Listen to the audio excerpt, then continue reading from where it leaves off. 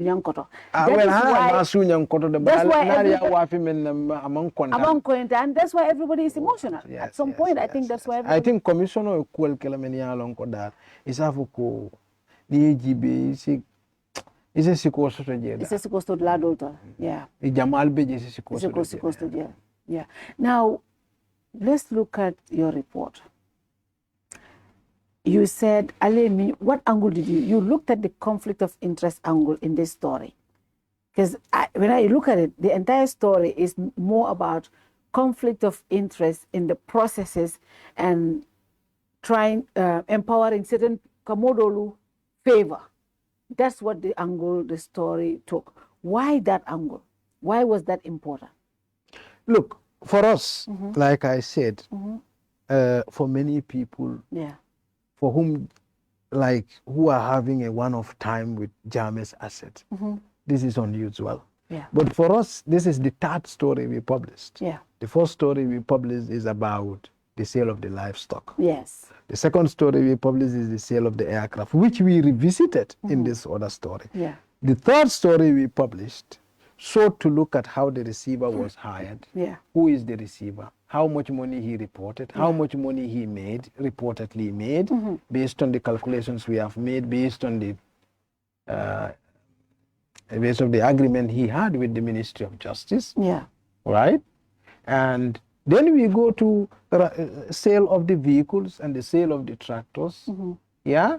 And the sale of the aircraft. And the properties. And then so that is how. So for us, it was not as though we are targeting. No, it was more Minister just. Tambedu. I mean, in any case, he was the one in charge of the process. Yeah, he was. So it's not. There is no way you could edit him out of the story. Yeah. Yeah, but in a sense, that is what we were looking at. So for us, it's a logical sequence. You look at the hiring of the receiver, how the receiver was hired, and the role of the Ministry of Justice at that time in the process, and the fallout he had with the court, Amina and Sabo. Yes, Amina. And then Justice Jaite. Yeah, and also the land that we thought were sold. And that particular, before you go, I want to come there because it is important because obviously the former Justice Ministers did send in rebuttal. We'll look at that, but it's important to look at that aspect. The receiver, Prompt, was the first receiver, right? And he was paid 10%. But at some point, I think in the commission, there were issues that were raised because Ocean Bay especially... Not just Ocean Bay. Hotels were complaining and some institutions were complaining that it was a rip-off. Salary. They were giving all their money to the receiver. And the commission engaged and made sure his payment was reduced from 10% to 3%. Yeah, that was a claim. That was a request. That was a request the commission made. Yeah. And at some point, he had accepted. But the fact that you had somebody who had accepted to stay at 3%. And now the ministry coming in with a new receiver and paying that receiver 10%, even to the point of going to court to fight and then, ignoring an order from a judge or just ignoring it and going to file a fresh case somewhere. That mentality there itself. What happened there? What really happened? So let's unpack it. I think now, the Ministry of Justice froze some assets. Yes. It's not all of the assets. It's just some list of assets. Yeah. And so the court, when the court freezes an asset, they appoint a receiver. A receiver is like an independent person who is going to act on your behalf. On behalf of the person whose asset is frozen. So that it's taking care of all those things and that happens. And so that was Augustus Prom. Yeah. Now, and now what Amina felt, and of course the former Justice Minister disagree with this interpretation, but what Amina felt was that she appointed a receiver which was later sacked by the minister. But the minister is saying, no, that didn't happen. It was an interim injunction, so she was Augustus Prom was appointed, and then the appointment expires. And then naturally, if the appointment expires, so does the receivership. The interim order expires, so does the receivership. Yeah, and so in any case, the Ministry of Justice hired Alpha Capital Advisory. And of course, the former minister says they didn't. The ministerial committee is the one that hired. So we only write what we see. Yeah. As far as we are concerned, the letter that we saw that was written to Alpha by Binga D, who was actually at the time the ministry's focal person on the sale of Jammeh's assets, says that you are hereby appointed by the Honorable Minister of Justice. It didn't say we are conveying this to you on behalf of the ministerial committee. Oh. So we wrote that, yes, it was appointed by former minister. By former minister. Yeah. So people can go, the letter is in the story, you can go and read it for themselves. And so, yeah, so that's how we think the receiver was hired. There were a lot of back and forth arguments. You can't have everything in the story, but there are a lot of back and forth arguments because, you know, we already have precedents regarding asset recovery in the country. I mean, we know Jammeh made an investigation here, and that's how AMRC was created. And that's my question. AMRC is set up by government, right? And this is exactly their role, right?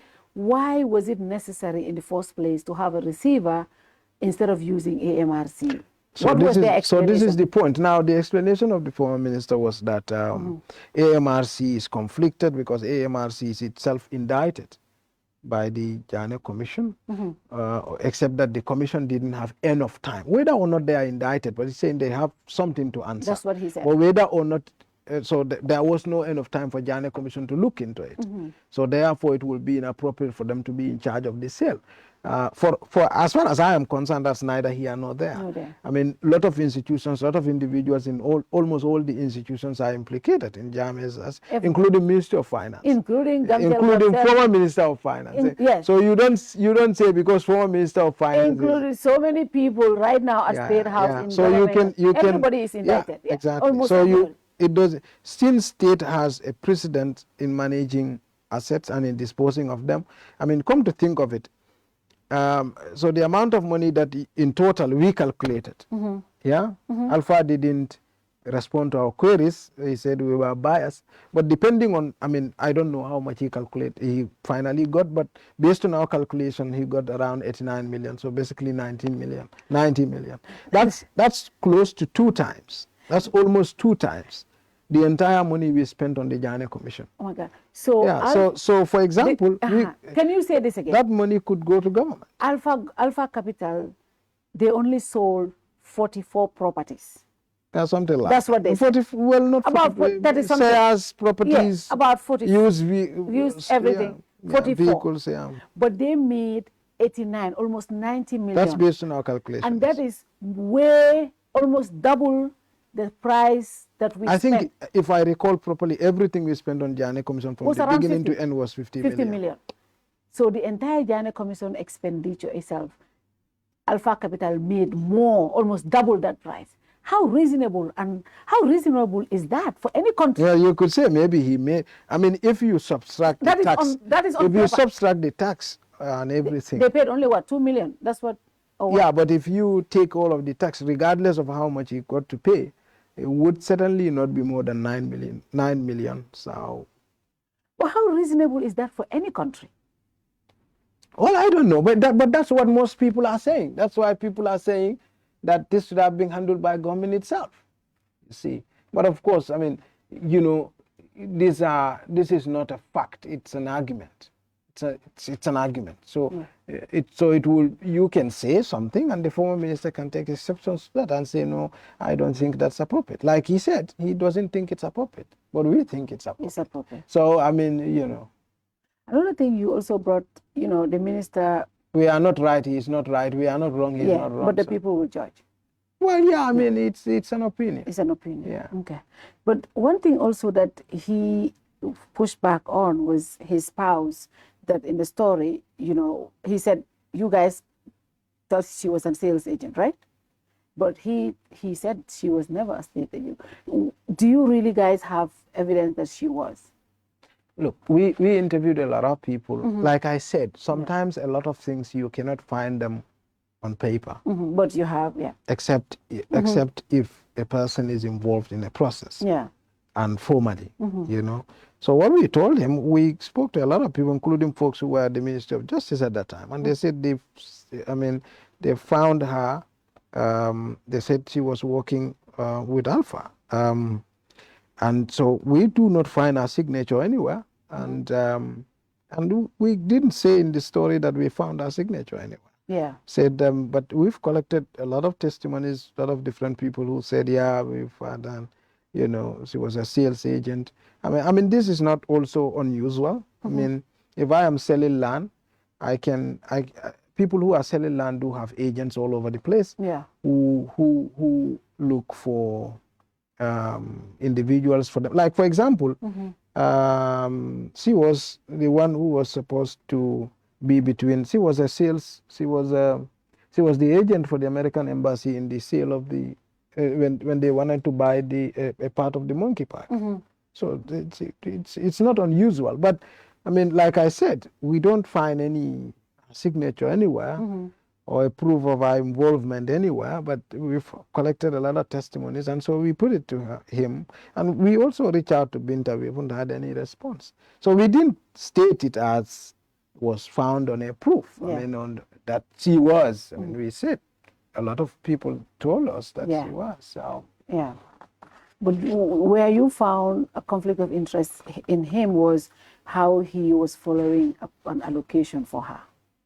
And but that time they were not married, but she later became his spouse. How? No. Well, we didn't even say it's conflict of interest. So, but the people can think. The people, yeah, you didn't say that. Like, look, what we said was that there were 5 different plots of land that the Ministry of Justice, claimed they wanted the government needed to use. These are 5 different plots of land, different places. Some of them is a compound, I think, or something like that. Yeah. And, you know, then that property, they made a request before Amina to release the property. To release the property. Not just the property, but many All others. 5. 5 of them. One of them is in Tanje, one of them is duplex area. Yeah. And so Amina told them, no, I can't do this because you've not brought me any forfeiture order. This is Janneh Commission has not concluded any investigation. I cannot, you know. And Amina wrote a petition. And in fact, Amina, the Chief Justice, in fact, had a meeting with Amina and Justice Janneh over this matter. Because Amina wrote the petition to the Chief Justice. Chief Justice. Yeah, when it happened. And so when I went to Justice Janneh, and Justice Janneh told me, yeah, I mean, this was an abuse of process. And of course, Justice Janneh does have a problem with the word blindfold. Blindfolded. So he told me that, Mustafa, I have a problem with the word blindfold. I said, but I didn't say. You said that. Said blindfold. Yeah. Yeah? That's our own word. Yeah. If you tell me somebody brought me a case, but he hadn't given me enough information he only gave me information necessary for me to make a certain judgment that he wants. Yeah. Then that is blindfolding. That person only give you information only relevant for you to make a certain judgment. That person didn't give you all the information you needed. So the impression, it's clear in his court that had they given me all the info, I would have asked them to go and appeal the judgment. Yeah, I would not have, because, you know, they open a temporal file, so I was not seized with all the facts. Yeah. Yeah. So in fact, he used a phrase, there was no full, frank disclosure. Full, frank disclosure. Exactly. So we interpret that to mean they misled the court to release that plot. And that is where Moab was allocated. And when Moab was allocated, this was investigated by the parliament. Yeah. And, you know, some of the media houses that apparently came out to counter us, they reported on that, Moab's allocation, but they didn't know the background story. They didn't know the background. Yeah. So when we come and put some context to it now, because it's not a nice story to them or for them, they now come to, you know, but people are people anyway. I mean, so the allocation was made on one of those properties, and Moab, according to the parliamentary investigation, which is online, Moab did not pay the levy that they were supposed to pay until 1 year later when a petition was filed. So the parliament concluded that Moab would likely not have paid that levy if the petition was not made public. Yeah. So we thought that's an important thing to let the people know. Now, we didn't make any judgment. We didn't say anything. We didn't make any insinuation. Of course, we spoke to some people who made some insinuations, and so that's it. That's it. The Justice Janneh part, I want to come there, right? Because, you know, when the story came out, you know, a lot of us, we don't read, right? People started going after him and making it look like he was, you know, I mean, and that the story did not put it that way, but it's the perception, right? Look, I had a meeting with Justice Janneh over that. I went to see him at the office because I, you know, he had his own concerns. Yeah. And I told him, I don't know whether, because I told him, well, clearly that, well, some of those issues that are raised are not in our story. They are not. Yeah, so, but people, I understood people made their own list of people who are implicated. Yeah. We didn't write a story to implicate anyone. We're not state investigators. Yeah. Or police, criminal investigators. We don't write stories to implicate people, we write stories. Mm-hmm. So people implicate people. So that's not our business. You know, we take exceptions to that. I mean, but I mean, of course, people can make whatever they want to make of whatever we publish. You know, it's in the public. Yeah. Yeah. So I mean, and people. I mean, you know, we're not angels. You know, if people are subject of our work, they can fight back. They can, you know, write back and say, well, this is wrong, you know, and we publish it too. Yeah, yeah. And the minister did that. You read his rebuttal. First, he said you didn't give him enough time, and he was kind of what did he say? He was not giving enough time, and he also raised some other question. You know, what's your response to some of the issues that he raised? Like not giving enough time? Yeah, you didn't give him enough time. Well, 5 days is enough time to respond to a media query. And the fact that you respond and I provided this information, I gave them this lead, they didn't follow. You see, that, yeah. If you follow the TRRC, there are people who would probably want to volunteer and provide. It says, okay, we have to move on, and they insist they have to say it. Yeah. It's because the information you're volunteering is not relevant to my context. It's not relevant to the information. It's not you. It's information. It's information. Like there is information that is useful information. If you provide me information that's just sending me on some wild goose case, or you provide information that's important but on a different context, then I don't need that lead. Yeah. You know what I mean? So it doesn't necessarily mean that if you give me 10 pages, I should. I mean, how many pages can a story be? You see. So, but he had 5 days, and you know, so, and I think we were very fair. I mean, after we did our story, I sent it to my colleagues and said, read it independently, because we have independent fact checkers at any story. So, for example, if I'm doing this story, I make sure other people who have not done the story, have no connection to it, read it and give me their own independent feedback. So if they think I am wrong or I am biased towards this individual, then you will correct it. Yeah. So, but those people read it as though they are not members of the team. Yeah, they read it as independent of the team. The team. Yeah. So, and we have a lot of people. We have lawyers, we have activists, we have all sort of people who read stories when we do them, and you know. So, yeah, I mean, 5 days is good enough to be able to answer some of those questions. I think so. Yeah.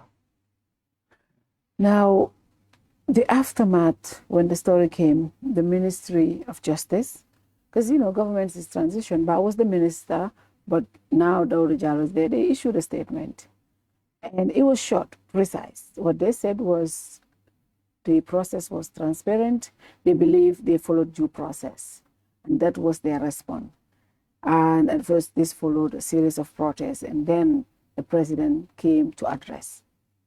What stood out for you from the ministry statement and that of the presidential address? Well, they are different. So the government kept changing its position on the state on the state of affairs or on the facts. Yeah. You know, one day said, "Oh, the Republic has got it wrong," and second, when the people, these boys, took to the street, then they started changing a little bit, conceding. When they started releasing the valuation reports and all the other reports, then they thought, oh, we can no longer hold the fortress. Yeah. Let's throw some other people on that Under the side. bus. Yes. And so, yeah, I think that's how I saw it. I mean, initially it was denial. Yes. And that was going to be very uncomfortable for us. Yeah. Yeah. Because we rose up against the beast, because there were a lot of influential people who were connected to what happened. Yeah. And so whether or not they are implicated, they feel uncomfortable with what we have written. And so we were on a very tough receiving end. Yeah. And so it was going to be tough. But when the young boys went out and forced the state, because there are a lot of documents we cannot publish. Yeah. Because if you publish, people are going to know that, oh, this is the one who gave him this. This is one. Yeah. Because government documents, when they move, they get stamped. Yes. You know, so it's easy to know. So, but when they were forced to publish the documents themselves, Yeah. right? Then they themselves said, yeah, I mean, now We have to be honest. we have to change the story from it was totally okay that now there were to issues. now there might have been issues. But Not necessarily there were issues. But initially they said there might have been issues, but then they keep changing. But the president, before I even come to the information minister, the president said for the first time he's getting to know about, from this story, he's getting to know about some of the sales of the Janneh Commission. He didn't get everything. That's what he said. And then he said, the ministerial committee that was set up was transparent and was transparent and was lawful. above board. Yeah. He said lawful. Because the ministerial committee is actually authorized by the president. Ooh. Yeah. The minister wrote to the president. Yeah. Former minister wrote to the president. Yeah. And the president authorized the establishment of the ministerial committee. So the president, that is right so under that his was foot. Right behind. Yeah, he cannot throw that. He one cannot out. throw it under the bus. The ministerial committee is connected to the president. But Janneh Commission, I mean, I don't like to presume things. So he may be right. Yeah. Yeah, the president may be right. I saw even people making fun of Ismaila. I think he may be right. You never know. What I know, that's what I talk about. Yeah. So what we know is that the Janneh Commission sold some things. Yeah. Right? And according to Janneh Commission, even the inventory of the vehicles is attached to their report. Yeah. Okay. But these attachments are not published. So the thing is either Janneh Commission remove the attachments or that the Ministry of Justice remove the attachments. But this is But they were supposed to be part of it. Mustafa, so you cannot, if the president said, because everything we published essentially should have been published. But Mustafa, because that is what the report pretends to show. But Mustafa, let me come right there. Yeah. I had Dr. Gaji go yesterday because he's traveling, so I recorded him yesterday. We talked about this. The Janneh Commission report, I think it's volume 4, Jammeh's companies, where it is. The ministry had it, we can confirm, because they printed it. No, they haven't. But they printed only a few copies. Yeah. And it looked like somebody just came and bought all of that. And when that happened, they didn't print it again. All other appendix, all other documents were reprinted and people were buying, but that volume was not available at the printing department. Yes. People confirmed that. Yes. So if the ministry were able to print at least even one copy, that can confirm to us that the Janneh Commission had given it to them. Because they were the one printing. It was the ministry. No, that one. Yes, that one. Yeah. And then the same. They even have soft copies, because I have a soft copy. But I have a soft copy of volume. Not on their website. Yes, it's not there. Because the reason why I got to know about But I know they have a full copy of volume 4. They have a full copy of volume 4, but the volume 4 is not on their website. Yeah, it's still not there. But I think they will put it there. But listen, we have to clarify this. Yeah, well, it's not there. I mean, Because the reason volume 4 has been a long-standing issue. In fact, people have always told them to put volume 4 because there. the reason why I think it's important to clarify this, we have to be very, you and I, this is what you do for a living, to investigate, to poke on the missing links. This is what you do. So if the ministry had one time printed volume 4, that automatically tells me and you that they have volume 4. Yes. If they had printed volume 3, that automatically tells me and you they have volume 3. Yes. And this is where all these things are that the president is saying he didn't know. No. This is how I understand it. Okay. Now, the volume 3, volume 4, the president says he has that. Mm-hmm. He said he has the Janneh Commission reports. Yeah. Right? Uh-huh. Now, we have to see what the Janneh Commission, that is why I said there are things that were wrong, whether they were deliberate or otherwise. Okay. But they were wrong. Okay. Janneh Commission should have made a special report on sale. Okay. Right? Special report on sales. Yes. Okay. Special reports on sale, volume 10. Right? This would have been published. Okay. Yeah? They should have also made a special inventory of everything Jammeh owns.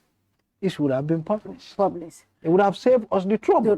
But if you make appendixes, and apparently these appendixes were either not submitted or they were removed. So if the president said, I don't have a copy, I can't go to him and scold him and say, Mr. President, I think you do. Because I may be wrong. Well, well, let's just say, look, let's just say, between the commission and the former minister and the president, someone maybe... That's where it happened. Yeah. Between the commission, a transit damning. Yeah. Commission it came from the commission. The commission will a direct contact is the former justice minister. Well, not just the former justice, the ministry. And the ministry is the chief legal advisor to the president. So any document Janneh Commission gives goes to the ministry, and the ministry advises the president on what they have received. So this is where it is. Now, if the president said he doesn't have it, we can excuse him to say maybe the Janneh Commission did not give it to the ministry, or maybe the ministry didn't think that was necessary to give to the president. But you see, here is my problem. Here is my problem. And that's why I have a problem when they say, oh, everything is above board, we are fully transparent. The Janneh Commission report says in the body, this appendixes, inventories, sales report of it, it's attached. Yeah. Why is it not published? They said it's attached. Yeah.